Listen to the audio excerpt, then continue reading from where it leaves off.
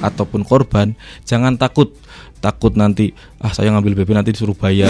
Kayak kejaksaan pernah press release uang banyak itu. Uangnya kemana? Jangan-jangan buat jaksanya. Irama Live Talk.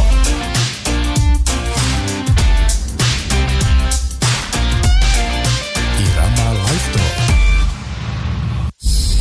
Baik, kembali di 88,5 Irama FM Purworejo. Seperti yang sudah saya informasikan kepada Anda pendengar Irama FM Purworejo, sekitar jam 9:30 berarti saatnya Anda bisa gabung lagi bersama saya Vivi, tentunya dalam Irama Live Talk Jaksa Menyapa ya. Dan pastinya sekarang ini ada dua narasumber yang sudah hadir juga di Irama FM Purworejo. Temanya apa juga? Tungguin, sabar ya.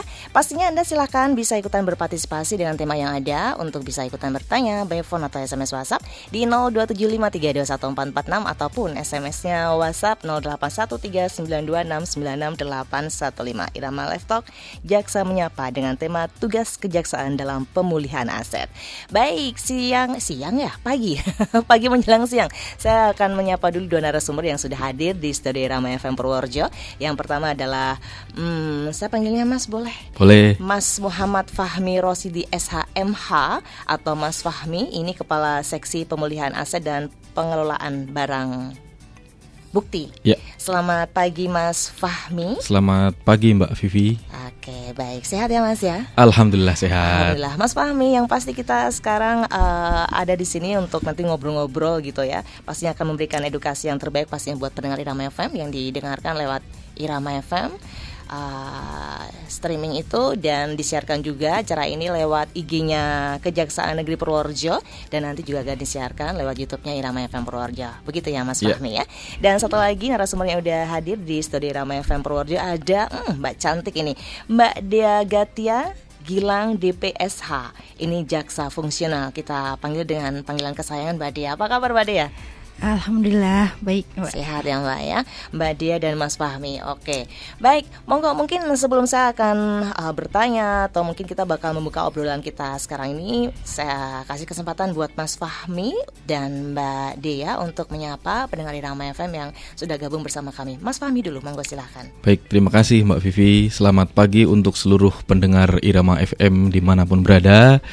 Kami dari Kejaksaan Negeri Purworejo ingin menyapa seluruh pendengar pagi hari ini di suasana yang cukup gerimis tadi. Kita syahdu sekali.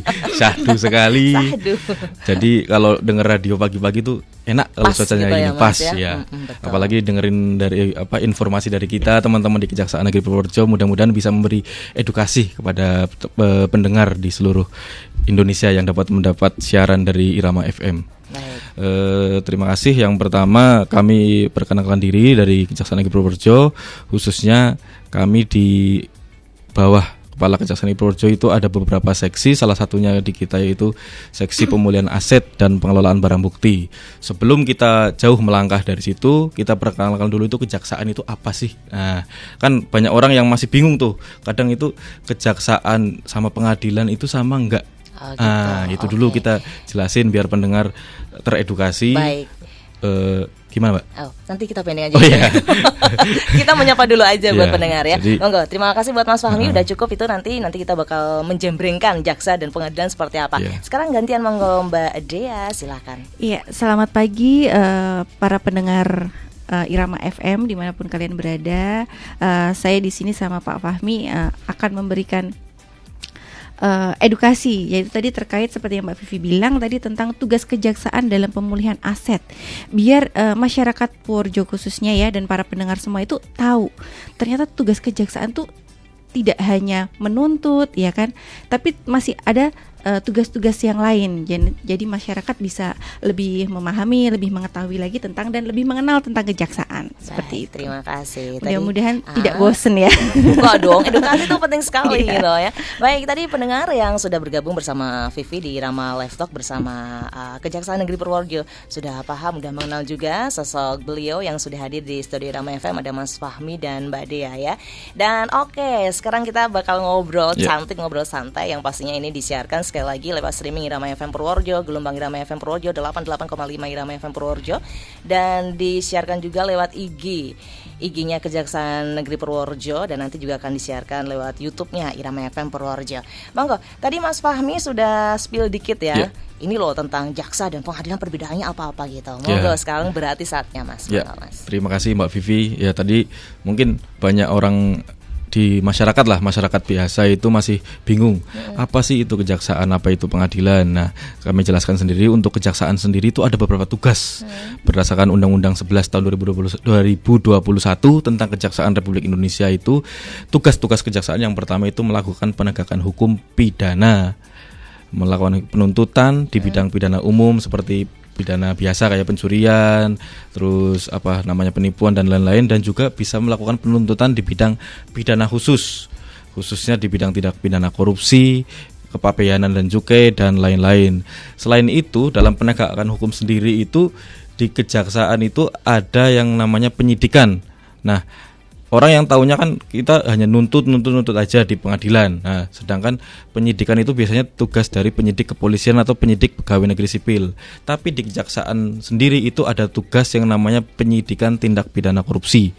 Jadi ada tugas tersebut juga. Jadi dari awal ketika ada indikasi tindak pidana korupsi di suatu wilayah atau pemerintahan, itu kejaksaan mempunyai tugas dan wewenang tersebut. Yang selanjutnya itu ada penegakan hukum perdata, itu biasanya bantuan hukum litigasi maupun non litigasi. Jadi kejaksaan itu dapat menjadi dikuasakan oleh pemerintah daerah atau pemerintah pusat berdasarkan atau di bawahnya itu untuk mewakili ketika ada gugatan atau menggugat secara perdata, itu di kejaksaan. Jadi kalau pemerintah terdapat urusan perdata itu tidak perlu jauh-jauh mencari penasihat hukum sendiri, itu karena kejaksaan mempunyai wewenang itu untuk mewakili pemerintah, itu di bidang perdata. Kemudian di bidang intelijen penegakan hukum maupun penerangan hukum, itu salah satunya ini kegiatan jaksa menyapa, itu salah satu sudah ada di tugas kejaksaan untuk melakukan penerangan hukum. Dan selanjutnya ada penanganan HAM berat, serta yang terakhir itu ada perampasan aset dan pemulihan aset. Itu kebetulan di bidang saya sendiri di pemulihan aset dan pengelolaan barang bukti itu yang bertugas untuk melakukan perampasan aset maupun pemulihan aset begitu. Oke. Baik, tadi udah diinformasikan juga sama Mas Fahmi tentang kejaksaan seperti itu, melakukan penegakan hukum di bidang pidana atau mungkin penegakan hukum perdata, bantuan hukum legitasi dan non legitasi. Mas boleh tahu nggak Mas, atau mungkin Mbak Dea ya yang bisa menjelaskan, nanti mungkin Mas Fahmi akan menambahkan, boleh monggo, tentang penegakan hukum perdata yang tadi udah diinformasikan sama Mas Fahmi tentang hukum litigasi dan non litigasi ya. Itu sebenarnya perbedaannya seperti apa, Mas? Oh iya, baik, terima kasih. Mungkin ini sudah pernah dijelaskan di episode-episode berikutnya, tapi kita tambahkan ya, bahwa untuk penegakan hukum litigasi itu apabila kita melakukan diberikan kuasa oleh pemerintah daerah untuk mewakili daerah tersebut melakukan gugatan terhadap perseorangan atau perdata itu.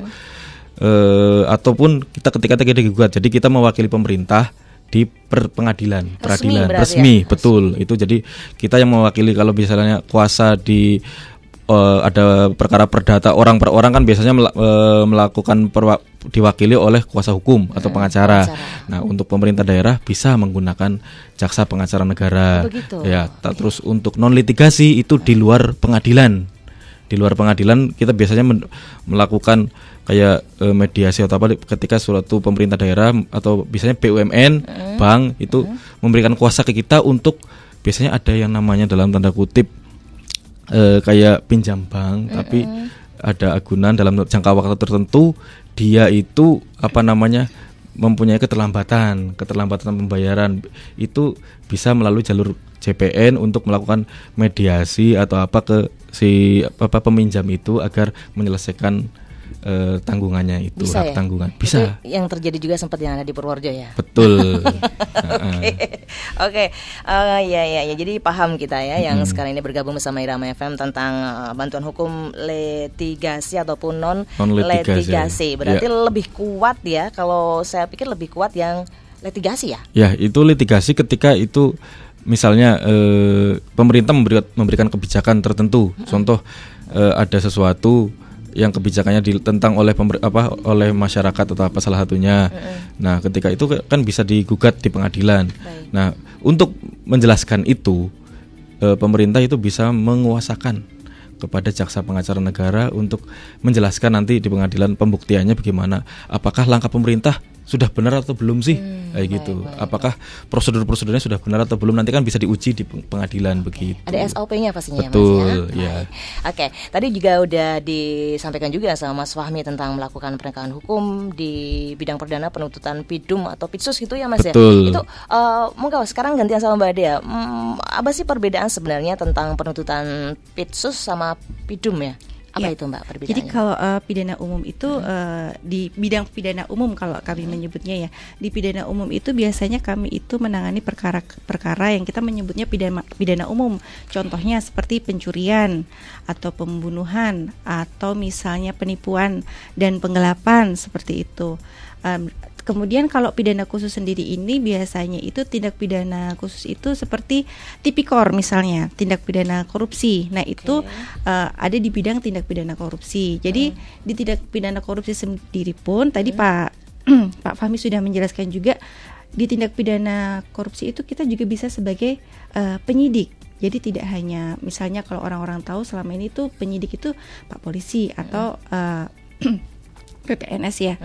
Tapi ternyata di kejaksaan itu, di tindak pidana korupsi itu kami jaksa juga bisa sebagai penyidik. Kami diberikan surat perintah oleh pimpinan sebagai penyidik. Di situ kami bisa melakukan penyidikan di tindak pidana korupsi.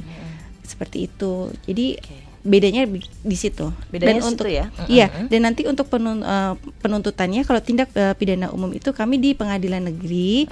Kemudian kalau tindak pidana korupsi itu seperti di tindak pidana khusus tadi, itu biasanya di pengadilan tipikor. Seperti itu bedanya. Baik, di situ. bedanya itu ya. PIDUM berarti Pidana pidana umum, iya. PIDSUS Pidana khusus. khusus, Ini iya. kalau untuk proses mungkin untuk penuntutan pidana umumnya seperti apa, Mas? Oh iya. Mungkin Mas Fahmi. Ya, baik, untuk penuntutan pidana umum itu kan awalnya itu ada yang namanya pra penuntutan. Nah, di pra penuntutan itu kita biasanya menunggu dari penyidik kepolisian. Apabila ada suatu tindak pidana, mereka kan melakukan penyidikan, terus ada berkas perkara di kita diteliti. Apabila sudah lengkap berkas perkara tersebut dengan alat bukti yang sudah ada, itu bisa kita nyatakan P21 atau lengkap, biasanya namanya kan itu.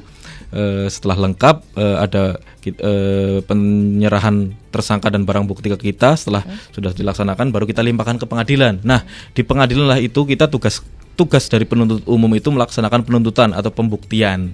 Nah, di pembuktian itu wewenang pembuktian itu itu tugasnya dari kita. Kita harus bisa membuktikan bahwa misalnya kita sudah si A melakukan tindak pidana, harus terbukti kayak gitu. Karena kita sudah yakin bisa melimpahkan ke pengadilan. Nah, setelah kita sudah ada pembuktian alat bukti sudah cukup, terus itu baru kita berikan tuntutan kepada terdakwa tersebut. Nah, setelah ada tuntutan tersebut, baru majelis hakim mempertimbangkan apa sih kesalahan dari terdakwa ini, berapa sih nanti tolak ukur untuk melaksanakan hukumannya. Jadi nanti putusannya tetap di majelis hakim, begitu di pengadilan. Jadi kalau kejaksaan itu tugasnya menuntut, kalau di pengadilan itu nanti yang memutuskan. Jadi beban pembuktiannya pun di penuntut umum begitu. Betul. Oke, baik. Gamblang banget ini ya. Iya. Kita spill pokoknya yang agak masyarakat mungkin loh kok ini seperti apa gitu. Jadi kita mencoba untuk memecahkan itu. Mas tadi di kejaksaan juga ada perampasan aset dan pemulihan aset itu yang seperti apa, Mas? Ya. Jadi gini, ini bidang pemulihan aset ini termasuk bidang yang baru di kejaksaan, karena kalau tidak salah ini dari tahun 2018 itu baru terbentuk. Oke. 2018 baru terbentuk. Berarti masih awal. Masih betul. Karena dari dulu kan kalaupun orang masyarakat tahu kejaksaan itu paling tahu PIDUM, PIDSUS, Intel sama Datun. Nah, itu. Nah, untuk pemulihan aset sendiri itu kalau sekarang kan kalau pemerintah sedang gencar-gencarnya untuk menyelamatkan aset negara. Salah satunya itu dari segala macam tindak pidana, khususnya tindak pidana korupsi. Nah, untuk pemulihan aset sendiri ini tugas yang diperkuat di Undang-Undang Nomor 11 Tahun 2021 itu tentang kejaksaan itu. Pemulihan aset, kejaksaan berwenang melakukan kegiatan penelusuran, perampasan, pengembalian aset atas perolehan tindak pidana dan aset lainnya kepada negara. Jadi itu tugas kita. Jadi bisa misalnya ada suatu peristiwa pidana, ada barang bukti yang dilakukan untuk melakukan tindak pidana. Itu biasanya putusan hakim atau putusan pengadilan itu dirampas untuk negara. Nah, kalau sudah dirampas untuk negara, barang bukti itu dikemanain? Memang barang bukti itu langsung diambil sama negara? Enggak begitu. Tapi ada prosedur yang namanya nanti dari pemulihan aset itu setelah bisa dilaksanakan eksekusi penetapan hakim, putusan hakim sudah berkekuatan hukum tetap. Nanti barang rampasan itu namanya kan barang rampasan. Kalau sudah dirampas untuk negara, itu nanti kita nilai di ada yang namanya Kantor Pelayanan Kekayaan Negara dan KPKNL dan lelang. Jadi suruh nilai dulu itu barang itu nilainya berapa. Nanti keluar nilainya dikasihkan ke kita. Setelah itu apabila sudah ada nilainya, baru kita daftarkan untuk dilaksanakan lelang. Nah, setelah dilaksanakan lelang, baru nanti masyarakat umum bisa mengikuti lelang tersebut. Kalau di kita itu ada 2 metode, yaitu lelang maupun penjualan langsung. Nah, untuk lelang itu secara resmi bisa dilakukan di website lelang.go.id. Bisa diikuti ya? Seluruh masyarakat umum bisa melihat apa aja sih barang-barang yang dilelang. Nah, hasil dari pelelangan tersebut nanti kan keluar, yang menang lelang itu bayar. Nah, hasilnya itu nanti kita langsung setorkan ke kas negara. Jadi itu yang dinamakannya pemulihan aset yang kita laksanakan begitu. Jadi penasaran, saya jadi tertarik. Tadi ada barang rampasan. Betul. Boleh tahu nggak kalau barang rampasan nih mamanya nih, suatu benda atau apa, ini ditaruhnya di mana sama kejaksaan gitu, Mas? Oh iya, untuk barang rampasan nih, kalau tindak pidana umum ya, kalau tindak pidana umum itu kalau setelah kita penyerahan tersangka dan barang bukti dari penyidik, itu kita ada namanya gudang barang bukti. Kita ada. Tapi kita ada penanganan khusus. Misalnya kayak barang bukti tertentu, misalnya yang mempunyai nilai atau berharga, itu kita ada yang namanya brankas tersendiri. Kalau untuk barang bukti kayak emas, uang pun itu kalau di brankas itu maksimal cuma 5 juta, Mbak. Bisa kita simpan. Nanti kalau itu udah jadi barang rampasan, baru kita setorkan ke negara karena sudah berkekuatan hukum tetap. Terus kalau untuk barang-barang yang misalnya kayak truk besar, itu kan tidak muat kantor kita kan. Kelihatan ya. Betul. Mana itu betul. Biasanya kita bisa titipkan ke lembaga terkait. Biasanya penyidik, kalau di kepolisian itu biasanya kalau pernah kita titipkan ada tempat khusus itu kita titipkan ke kepolisian. Tapi kalau tidak mencukupi juga, kita yang ada namanya sekarang rubasan. Itu? Rumah penyimpanan barang sitaan. Nah, rubasan sendiri kan dulu di bawah Kementerian Hukum dan HAM. Nah, sekarang udah masuk kejaksaan, Mbak. Jadi udah di bawah kejaksaan. Tapi untuk di Jawa Tengah sendiri itu rubasan kalau nggak salah baru ada di 4 tempat. Di Semarang, Purbalingga, Cilacap sama Solo. Purworejo belum ya? Belum. Jadi kemarin kita ada barang bukti yang cukup besar, kita titipkannya di Rubasan Semarang, Mbak. Ini jadi pertanyaan saya, loh berarti barang ini kejaksaan punya dong gudang yang gede ya, gitu. Kalau di Semarang itu gede sekali, Mbak, tempatnya luas. Jadi kita bisa menitipkan di situ mau truk tronton, mau apa di sana. Dan kita semua barang rampasan atau barang bukti yang masuk ke kita lakukan pemeliharaan agar barang bukti tersebut tidak rusak dan sesuai kondisinya seperti pada saat disita, Mbak. Jadi ketika barang bukti tersebut nanti dirampas untuk negara, nilainya itu tidak turun, Mbak. Betul. Dan kalaupun nanti itu kan yang namanya putusan itu ada barang bukti tersebut dirampas untuk negara, dirampas untuk dimusnahkan, sama dikembalikan kepada yang berhak. Misalnya itu barang bukti pencurian, itu punyanya korban, kan itu harus dikembalikan kepada korban, betul.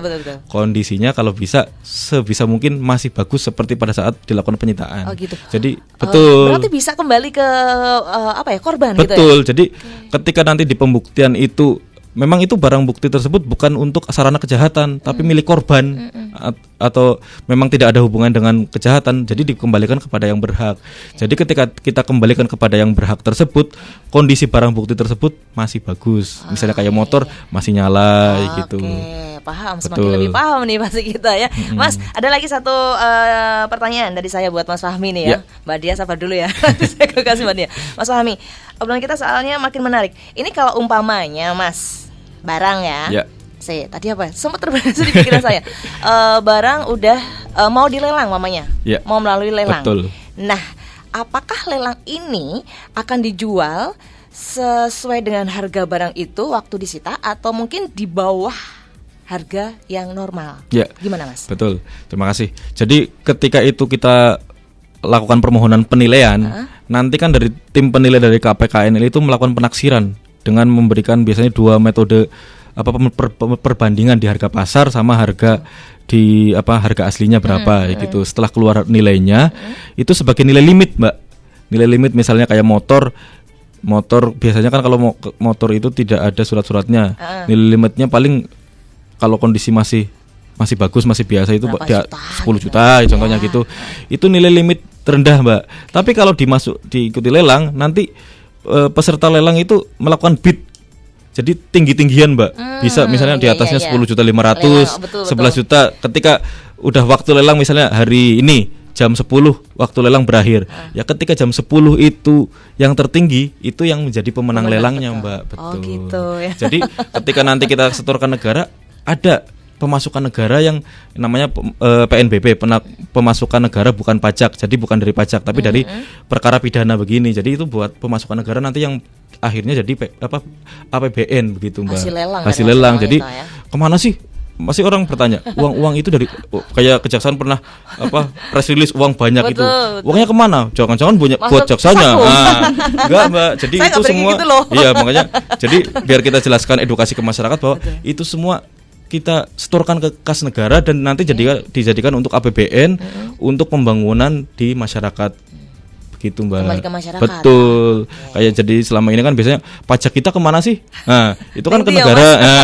Jadi itu kan yang pajak. Nah, ini ya kalau yang ini penerimaan negara bukan pajak, PNBP namanya, Mbak. Oke, namanya udah berbeda ya. Betul. Jelas banget nih penjabaran dari Mas Fahmi. Thank you banget. Oke, silakan sekali lagi buat Anda yang ingin bertanya pendengar, Anda bisa bergabung bersama saya di sini bersama Vivi dan Mas Fahmi juga Mbak Dea ya. Tentunya di WhatsApp SMS di 081392696815. Telepon juga bisa. Oke, sebelum saya nanti break bentar, boleh saya tanya kepada Mbak Dea untuk masalah di kejaksaan, Mbak. Di kejaksaan apakah ada badan tersendiri, Mbak, di bawah Jaksa Agung yang bertugas dalam hal-hal misalnya aja kayak pemulihan aset. Tadi kan sama Mas Fahmi tentang perampasan, lelang dan macam-macam kayak itu. Harganya ternyata modelnya lelang ya memang paling tinggi-tinggian, memang seperti itu. Nah, kalau untuk Mbak Dea apakah kejaksaan ini ada badan tersendiri di bawah Jaksa Agung yang bertugas dalam pemulihan aset? Monggo, Mbak Dea. Ya, terima kasih Mbak Vivi. Saya coba menjawab. Jadi untuk di kejaksaan ini ya, tadi ada badan sendiri nggak sih di Kejaksaan Agung itu? Jadi sesuai Peraturan Kejaksaan Republik Indonesia Nomor 3 Tahun 2024 tentang perubahan keempat atas Peraturan Jaksa Agung Nomor 6 Tahun 2017 itu tentang organisasi dan tata kerja Kejaksaan Republik Indonesia.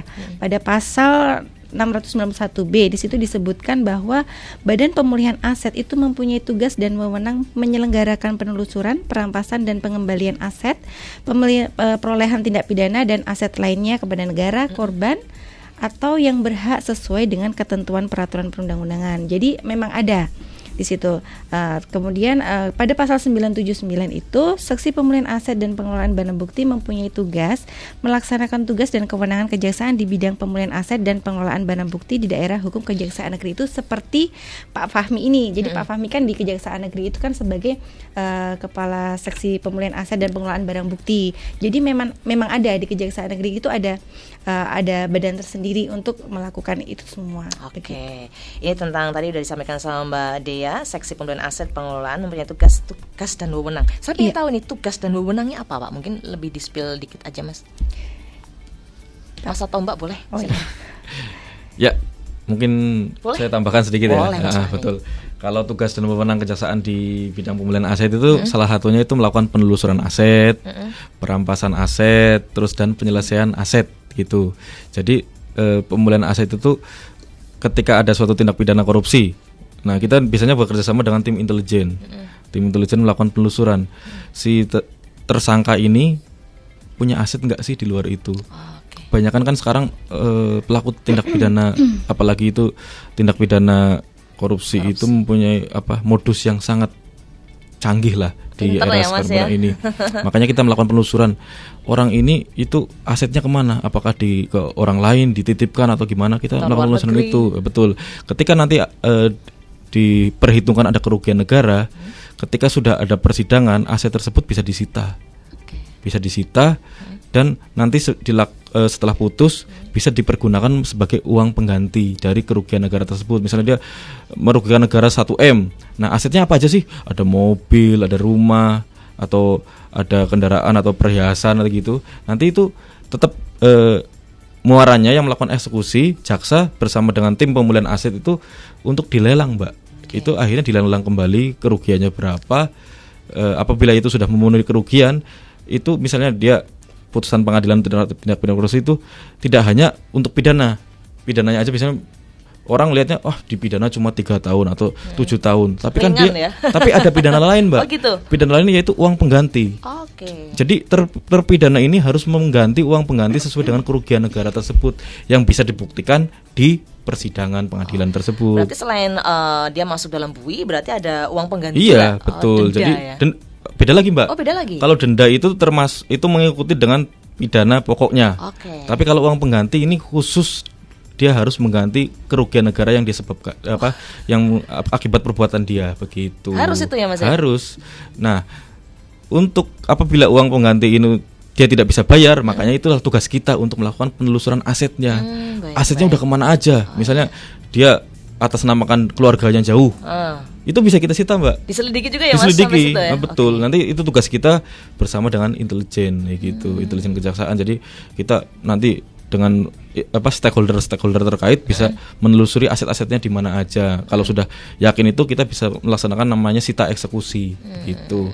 Untuk sebagai apabila itu masih kurang, dia harus tetap menjalani hukuman pengganti. Misalnya uang pengganti 10 miliar, misalnya asetnya cuma baru 8 miliar, yang 2 miliar itu ketika dia tidak bisa membayar lagi, dia harus dipidana penjara tambahan lagi, Mbak. Wah, berlipat-lipat itu. Makanya sekarang kalau saya lihat di pemerintahan Pak Prabowo ini lebih mengedepankan asetnya kita selamatkan dulu, itu kan aset negara, itu dulu. Tapi tidak menutup kemungkinan tetap harus memberikan efek jerah terhadap pelaku tindak pidana tersebut. Oke, baik, jelas banget Gamblang ya. Baik, thank you sekali lagi buat Anda yang masih setia terus bersama Vivi dan pastinya Mas Fahmi dan Mbak Dia. Ini ada beberapa pertanyaan yang udah masuk juga, nanti ya kita bakal menjawab dan bakal meneruskan lagi obrolan kita tentunya di Irama Live Vlog Jaksa Menyapa yang mengangkat tema tugas kejaksaan dalam pemulihan aset. Dan pastinya nanti kita akan kembali lagi setelah yang satu ini. Assalamualaikum warahmatullahi wabarakatuh. Saya Dion Agassi Setiabudi, Wakil Bupati Purworejo, mengucapkan Dirgahayu ke-80 Republik Indonesia. Kemerdekaan ini diraih dengan perjuangan, pengorbanan, dan persatuan seluruh rakyat Indonesia. Sebagai putra-putri Purworejo, kita mewarisi tanah yang subur, budaya yang luhur, dan masyarakat yang penuh semangat gotong royong. Nilai-nilai inilah yang menjadi modal berharga untuk menjaga kedaulatan, untuk meningkatkan kesejahteraan, dan untuk mengantarkan Purworejo serta Indonesia menjadi bangsa yang maju dan berdaya saing.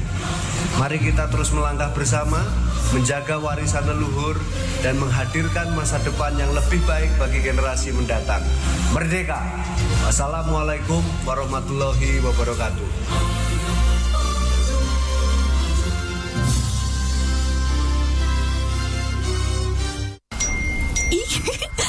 Hai dinner yuk.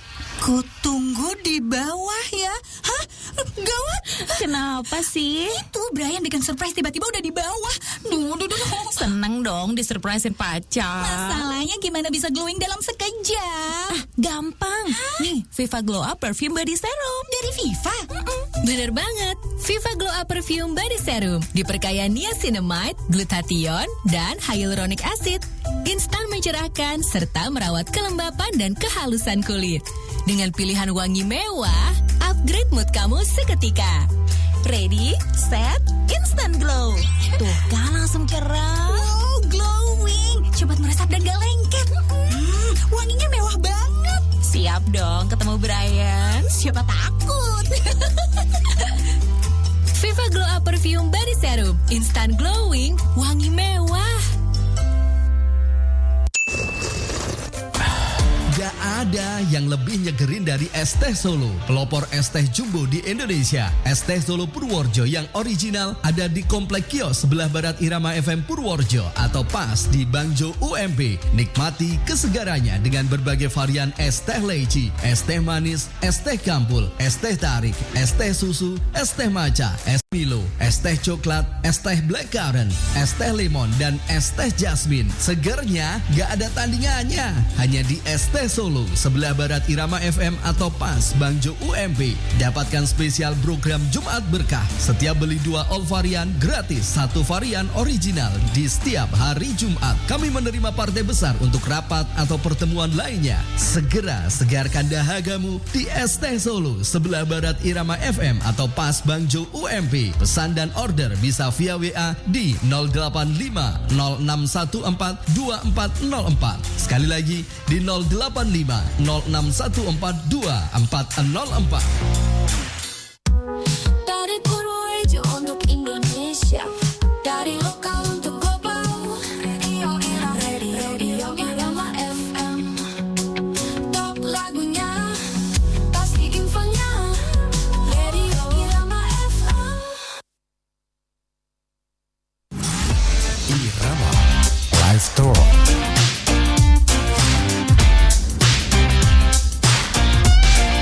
Irama Live Store.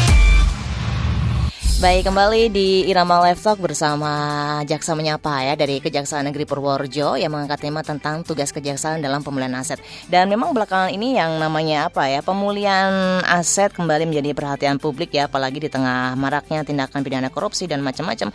Dan pastinya ada upaya pengembalian kerugian negara menjadi langkah yang penting, yang pastinya tidak hanya menjadi simbol-simbol aja, tapi memang sangat penting dan sangat rawan. Dan sekarang memang saatnya ini dari Kejaksaan Negeri Purworejo pastinya yang akan membedah masalah ini ya. Sudah hadir di studio Irama FM Purworejo Mas Fahmi dan Mbak Dea. Dan Mas Fahmi juga Mbak Dea, tadi saya udah menyampaikan ada beberapa yang udah masuk lewat WhatsApp ya, yang udah masuk di WhatsAppnya Irama FM Purworejo di 081392696815. Tapi kita tidak menutup kemungkinan untuk menerima lagi pastinya pertanyaan dan telepon nanti yang bisa masuk di 02753214446. Sebelum saya bakal ngobrol lagi tentang tugas kejaksaan dalam pemulihan aset, ada yang sudah masuk ini dari Ade yang ada di Purworejo. Mas, boleh tahu nggak untuk sebuah kasus masa kadaluarsanya kapan? Batas masa penanganannya? Ya. Emang ada Mas? Ada. Monggo Mas. Ya. Ini akan dijelaskan sama Mbak Dea karena Dea. beliau juga sering melakukan persidangan. Berarti Pak Fahmi gak sering sidang. Saya melihat Mbak Dea tuh lembut gitu. Bisa tegas dalam ketika Anda bertugas berarti ya. Tergantung kasusnya. Kalau terdakwanya tersangka yang ngeyel ya mungkin kita harus ditegasin. Gitu ya. Wah, tinggi aku. Karena di sini saya melihat lembut gitu ya. Ternyata. Moga Mbak Dea silakan. Ya, jadi kalau untuk masa daluarsa ya, masa daluarsa itu tergantung itu untuk kejahatannya. Jika ancamannya itu di atas 3 tahun, masa daluarsanya itu adalah 12 tahun.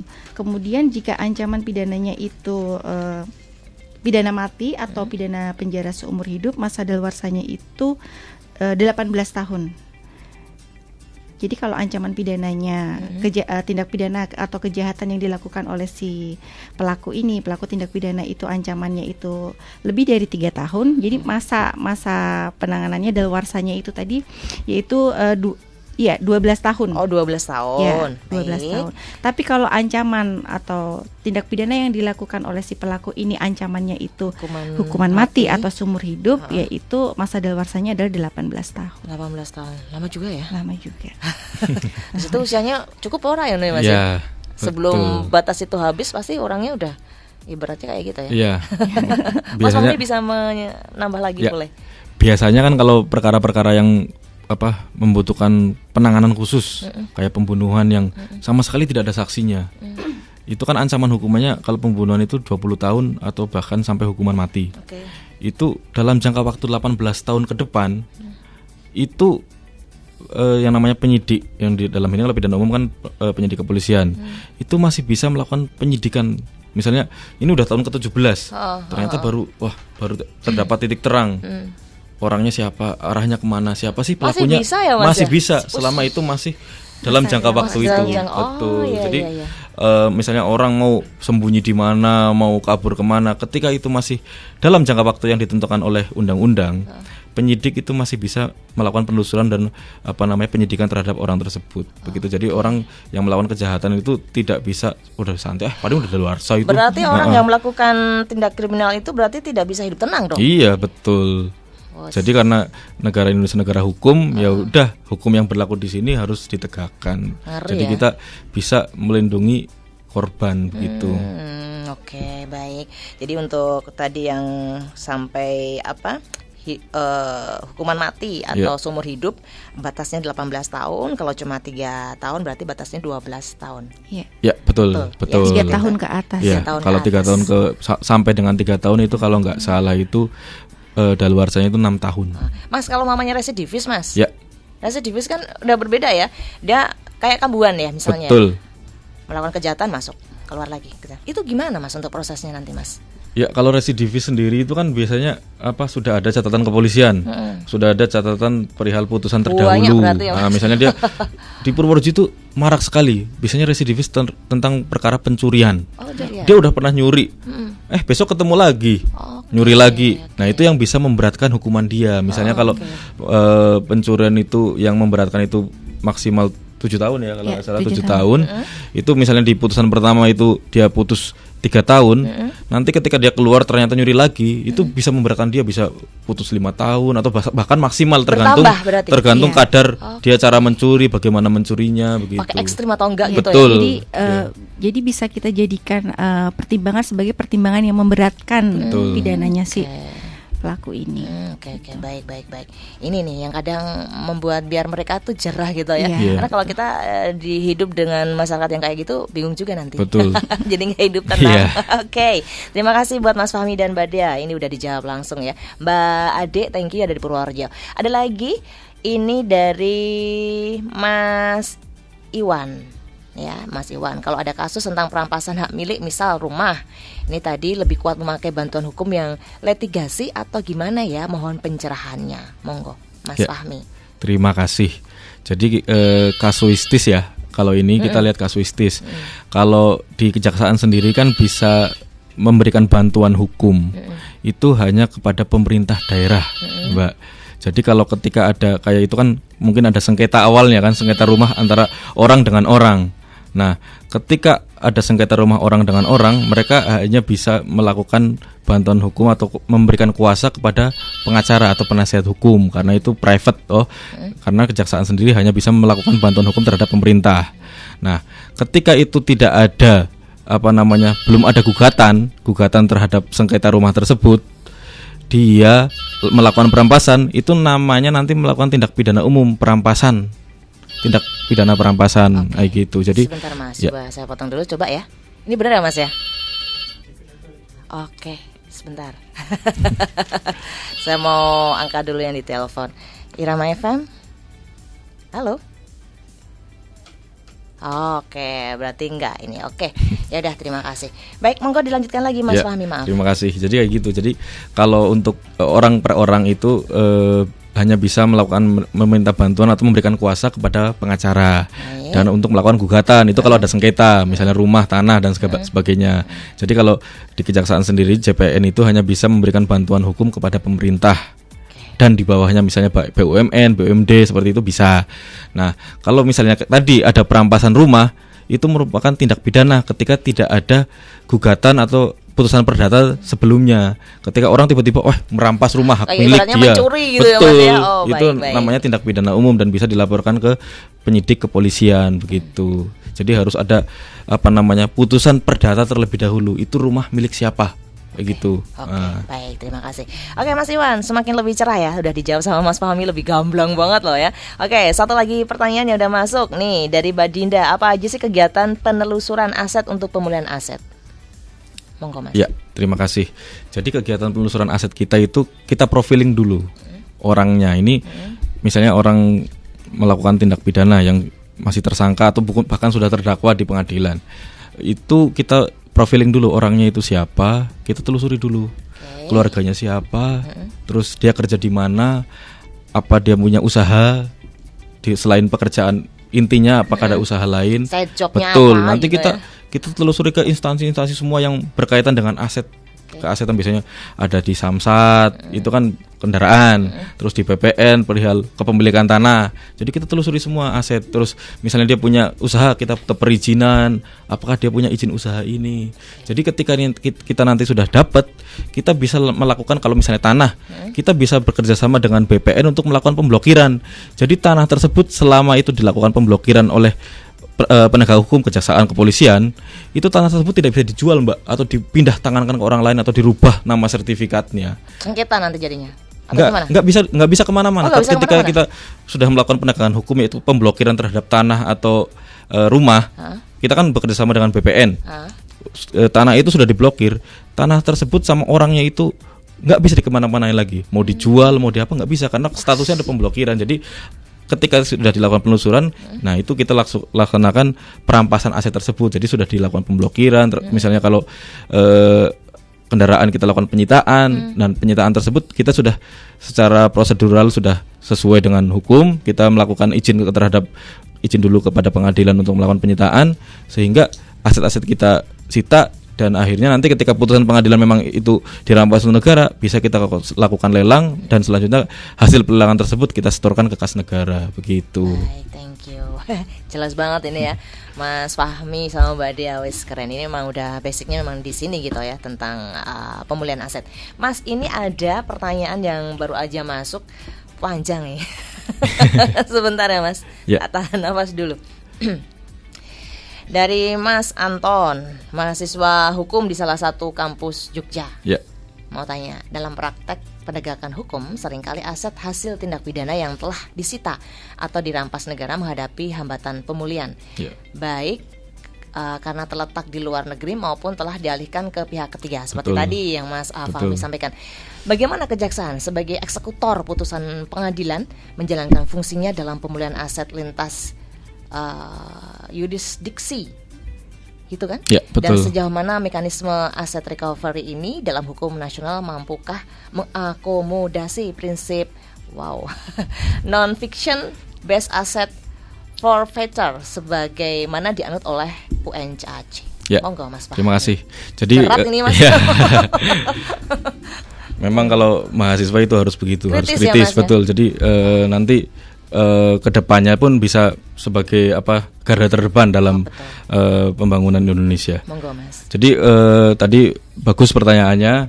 Ketika itu barang atau aset itu sudah dialihkan ke pihak ketiga maupun di atas lintas negara, kita ada yang namanya Badan Pemulihan Aset.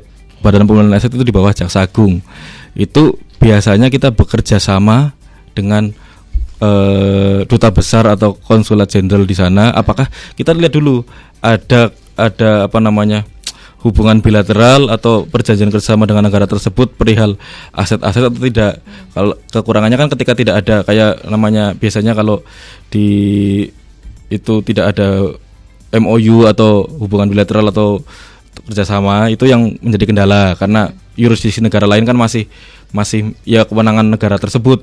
Tapi ketika itu ada kerjasama antara kedua negara perihal kayak gitu, bisa dilaksanakan. Karena kemarin kalau tidak salah Badan Pemulihan Aset itu sudah melakukan penyitaan terhadap aset di Australia. Kalau nggak salah itu tindak pidana minyak palm oil. Itu ada salah satu aset terpidana itu kita sita di Australia. Dan itu nanti ujung-ujungnya juga kita bekerjasama dengan negara tersebut. Tapi kita kalau di tingkat Kejaksaan Negeri, kita hanya bisa melakukan permohonan bantuan kepada yang di bawah Kejaksaan Agung, yaitu Badan Pemulihan Aset. Tapi selama ini dari kita sendiri sebagai penegak hukum juga mendorong lah dalam hal ini agar undang-undang perampasan aset itu segera disahkan, sehingga ketika nanti kita melaksanakan tugas tersebut melakukan eksekusi juga betul, ya Mas ya? Sudah ada dasar hukum yang jelas di undang-undang tersebut. Jadi orang-orang pun tidak asal rampas saja, asal sita aja. Jadi kita sudah ada ini hasil kejahatan ini arahnya mau dikemanain. Kalau di undang-undang kan sudah jelas di situ. Selama ini kan kita melaksanakan itu sebagai tugas, hanya sebagai tugas eksekutorial dan sebagai pemulihan aset. Tapi kalau sudah ada perampasan aset dari awal, misalnya dia masih menjadi target kita, belum menjadi tersangka, kita sudah bisa melakukan penelusuran dulu. Wah, ini sudah dilihat dulu, kita intip-intip dulu apa aja sih. Wah, ada indikasi dia mau buang kemana ini barang biar tidak ketahuan. Kita sudah bisa dari awal dari situ. Tapi kalau belum adanya undang-undang perampasan aset tersebut, kita kan harus menunggu kayak dia udah terbukti melakukan tindak pidana atau dia jadikan tersangka, baru kita bisa menyita barang-barangnya. Jadi harus berani bisa mengambil langkah lebih tegas lagi. Betul, saya mengharapkan dari legislatif maupun pemerintah bisa segera untuk mengesahkan undang-undang perampasan aset tersebut. Bismillah, semoga Bismillah. Ya Mas. Berapi-api nih Mas Fahmi. Keren, aku suka. Oke, thank you Mas Fahmi. Oke, buat Mas Anton terima kasih, pertanyaannya udah dijawab langsung sama beliau Mas Fahmi ya. Ini pertanyaannya abot masih. Tapi oke, memang kalau jadi seorang mahasiswa, apalagi mahasiswa hukum, memang harus kritis ya Mas. Betul. Ya. Kritis menjadi garda terdepan seperti yang disampaikan oleh Mas Fahmi. Baik, kita kembali lagi ke topik tentang tugas kejaksaan dalam pemilihan aset, tentang perampasan, terus barang bukti atau apa. Nah, sekarang saya ingin tanya kepada Mbak Dea, untuk bentuk perawatannya seperti apa sih yang dilakukan oleh kejaksaan terhadap barang-barang bukti ini? Monggo Mbak Dea. Oke. Jadi kalau bentuk perawatan ya biasanya kan untuk barang bukti itu misalnya ini gambarannya biar masyarakat atau pendengar itu lebih jelas dalam tindak pidana, misalnya tindak pidana umum. Nah, itu saat perkara itu dinyatakan lengkap atau P21 itu tadi, kemudian kan ada penyerahan tersangka dan barang bukti dari penyidik ke kejaksaan.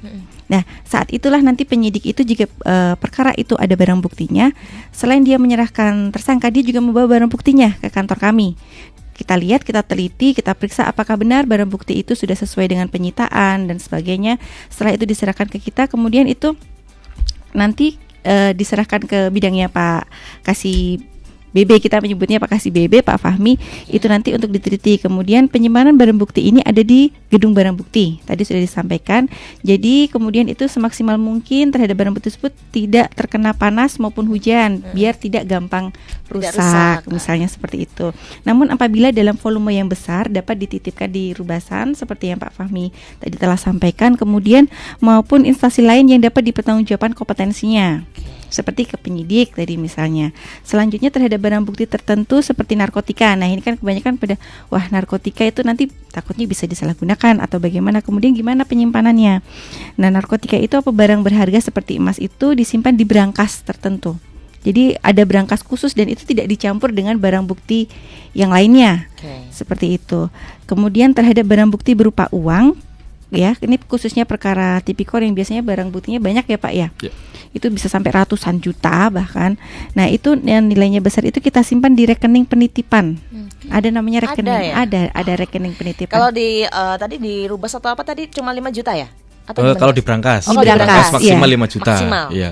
Kalau lebih berarti di ini ya, rekening. Iya, di rekening namanya rekening penitipan. Ya, itu khusus untuk menyimpan uang yang nilainya besar hingga putusan. Jadi kita sampai menunggu perkara ini tadi sudah berkekuatan hukum tetap, sudah ada putusannya, kemudian dapat dieksekusi. Nah, setelah itu dieksekusi, sehingga ketika eksekusi jika dirampas untuk negara, putusan hakim nanti uang tersebut langsung disetorkan ke kas negara sebagai penyelamatan keuangan negara, seperti itu. Kembali lagi gitu ya. Ya. Kalau mau punya sepeda motor. Kalau sepeda motor jika itu sebagai sarana, ini tindak pidana umum ya saya bicaranya. Jika motor itu sebagai sarana atau alat atau digunakan pelaku ini untuk melakukan kejahatan, biasanya nanti saat itu disita dalam perkara itu, kalau itu sebagai sarana atau alat melakukan kejahatan, nanti itu biasanya itu dirampas untuk negara, kemudian putusannya dirampas untuk negara setelah ingkrah, kemudian tadi ada penilaian ya Pak Kasih BB, penilaian untuk nilainya untuk dilakukan lelang. Tapi apabila itu barang bukti motor, tapi itu adalah hasil dari tindak pidananya, misalnya curian, yang dicuri itu motor. Nah, nanti putusannya itu biasanya jika motor itu masih ada, misalnya kan kadang ada nih sama pelaku sudah dijual duluan, hilang entah kemana. Tapi jika itu masih ada, biasanya nanti dikembalikan kepada yang berhak, yaitu korban, seperti itu. Nah, itu nanti setelah putusan itu ingkrah, kita mendapatkan petikan putusan dari pengadilan negeri. Biasanya nanti kita menghubungi ya Pak ya, menghubungi untuk pemilik yang berhak ini, kemudian bisa datang memberikan surat-surat data diri yang benar-benar pemiliknya. Itu nanti dari kami itu bisa kita kembalikan Prosedurnya seperti apa, Mbak? Biasanya kalau kita tuh setelah putusan ingkrah ya, putusan ingkrah ini kita menghubungi pemilik yang berhak ini. Untuk pemilik yang berhak bahwa perkara ini sudah selesai, sudah putusan ingkrah, sudah berkekuatan hukum tetap. Jadi nanti mengisi ada apa itu Pak BP? Yang formulir. Nah, formulir untuk pengembalian barang bukti. Nah, setelah itu nanti bisa dari petugas barang bukti ini untuk mengembalikan kepada yang berhak tersebut, seperti itu. Oke, itu kalau masih ada barangnya. Ya, kalau seumpamanya dalam kasus ya Mas Fahmi dan Mbak Dia, seumpama kita kan kadang memang kasus ini pasti ada gitu. Barang itu sudah dijual atau enggak? Terus gimana dong? Apakah si terdakwa ini akan dihukum lebih double lagi beratnya atau mungkin mengembalikan dengan denda yang bernilai berapa? Itu, monggo. Jadi kalau di tindak pidana umum itu kalau untuk kasus pencurian ya itu kan tidak ada pidana denda. Oh gitu. Jadi kalau misalnya ini kasus pencurian kemudian yang dicuri itu sepeda motor dan sepeda motornya itu sudah dia jual kepada entah orang yang kita sudah tidak tahu dan itu keberadaannya sudah tidak bisa kita ketahui, biasanya itu nanti pada saat penuntutan itu nanti kita pertimbangkannya bahwa si pelaku ini sudah menikmati hasil curiannya kan, dan itu biasanya akan lebih berat pada tuntutannya. Tapi apabila motor itu masih bisa diselamatkan atau belum sempat dijual, berarti kan dia belum sempat menikmati hasil kejahatannya nih. Nah itu nanti bisa juga sebagai pertimbangan kita untuk lebih meringankan daripada barang bukti itu yang sudah hilang. Jadi kan si pemilik atau korban ini kan setidaknya kita mengembalikan ke pemulihan semula si korban bahwa barang buktinya sebenarnya masih ketemu gitu, masih ada. Oke, baik. Ini ada WhatsApp lagi yang udah masuk, boleh? Ya. Gak apa-apa ya, saya baca ya sebelum nanti closing statement. Waktunya ini kan gak kerasa kan, Mas? Iya. Gak kerasa memang ya. Ini yang tadi. Bentar. Oke. Nih, ada yang udah masuk. Ini komunitas mahasiswa hukum UMP. Oh, yang ngekos di Pelausan, nyimak Kak Vivi, semoga bisa rutin diadakan dialog hukum seperti ini. Oh gitu, cuma mengapresiasi acara ini. Terima kasih buat teman-teman komunitas mahasiswa hukum ya, ada di UMP ya, Universitas Muhammadiyah Purworejo yang ngekos di sekitar Pelausan, Mas, di situ. Ini sekarang lagi bergabung bersama kami. Mungkin Mas Fahmi dan Mbak Dia bisa menyapa juga pastinya. Monggo silakan. Terima kasih untuk komunitas mahasiswa hukum di UMP sudah mendengar Jaksa Menyapa yang dilaksanakan oleh Kejaksaan Negeri Purworejo bekerjasama dengan Irama FM. Semoga edukasi ini bisa menambah wawasan hukum adik-adik sekalian, dan apabila adik-adik ingin diskusi atau gimana, kita juga ada namanya Jaksa Pengacara Negara, bisa datang langsung ke kantor, silahkan untuk diskusi apa yang bisa ditanyakan begitu. Terbuka, ya? Konsultasi hukum gratis pokoknya. Gratis nih. Betul. Gratis nih. Gratis. Jadi kalau mahasiswa kan biasanya ada sering melakukan PKL atau apa di kantor kita juga kayak gitu. Jadi mereka dapat tahu apa sih tugas-tugas kejaksaan biasanya gitu. Oke, baik. Mas, mungkin ini ya, sebelum nanti saya bakal tutup Irama Live Talk Jaksa Menyapa, ada mungkin sesuatu yang belum tersampaikan oleh Mas Fahmi sama Mbak Dia. Monggo dari Mas Fahmi dulu sebelum closing statement loh ya. Ada sesuatu yang belum tersampaikan, silakan. Monggo. Saya mungkin mau menambahkan dari tadi penjelasan Mbak Dia itu bahwa terhadap barang bukti yang putusnya dikembalikan kepada yang berhak. Jadi itu kan wilayah Purworejo itu kan luas. Kejahatan yang kita sidangkan itu kan kadang korbannya orang Purworejo, bahkan luar Purworejo. Nah, terhadap barang bukti yang dikembalikan kepada yang berhak, ketika jaksanya nanti sudah menghubungi siapa sih ini yang nantinya dapat dikembalikan ke siapa, mereka itu nanti tinggal menghubungi nomor yang ada di Instagram kita. Di situ ada yang namanya layanan jaksa melayani pengembalian barang bukti, dan gratis dimanapun itu selama masih bisa dijangkau. Misalnya kalau masih di wilayah Purworejo dan sekitarnya, kita usahakan bisa pengiriman secara langsung begitu. Jadi nanti bisa menghubungi di kontak 08222 0975 147 dan nanti menyertakan fotokopi atau surat kuasa beserta dengan bukti kepemilikan. Syaratnya itu. Nanti ketika kita kasih link form untuk mengisi formulirnya, kita verifikasi sudah sesuai. Nanti kita tanyakan lokasinya, alamatnya di mana. Nah, ketika sudah tahu alamatnya kita informasikan akan mengantar kapan, nanti kita langsung antar sampai ke rumah dan itu gratis. Oke. Kalau itu di luar Purworejo gimana, Mas? Kita selama ini sudah melaksanakan pengantaran itu maksimal itu sampai Jogja, sudah sampai Magelang dan sampai Kebumen. Nah, selama masih bisa itu. Tapi kalau misalnya di luar itu, ketika kita tidak bisa menjangkaunya, nanti kita koordinasi bagaimana, atau kita lewat jasa pengiriman atau apa begitu. Begitu. Jala Bakti ya. Betul, Jala Bakti. Nah, terus yang kemudian yang kedua yang mau kita sampaikan juga perihal barang bukti yang masyarakat mungkin masih belum paham perihal barang bukti tilang. Gimana, Mas? Barang bukti tilang kan selama ini masyarakat ketika ditilang itu kan biasanya STNK atau SIM. Itu kan disita sama penyidik kepolisian ya, betul. Terus dilakukan persidangan di hakim. Itu masyarakat sekarang tidak usah karena tidak ada persidangan langsung di hakim, jadi putus secara first take tanpa kehadiran pelanggar. Jadi nanti masyarakat itu langsung datang ke Kejaksaan Negeri Purworejo. Ada namanya layanan tilang. Jadi barang bukti itu semua sudah ada di Kejaksaan Negeri Purworejo. Jadi tidak usah bingung lagi, saya ngambilnya di mana ya, di pengadilan atau di mana. Jadi biasanya itu setelah putusan itu setiap hari Kamis itu sudah ada putusannya. Nanti kan ketika melakukan penyitaan pelanggaran itu ada jadwal sidangnya. Nah, setelah jadwal sidang itu selesai, misalnya hari Kamis tanggal berapa, nah itu biasanya sudah keluar dan nilai dendanya berapa, itu nanti langsung datang aja ke Kejaksaan Negeri Purworejo. Oh, bisa ya? Bisa, nanti langsung pembayaran di situ. Pembayaran tilangnya langsung di situ, langsung diambil. Dan kalau nggak salah itu nanti pelayanan di situ cepat kok, Mbak. Tidak sampai 3 menit itu maksimal biasanya itu. Pelayanan di kita cepat karena petugasnya juga banyak.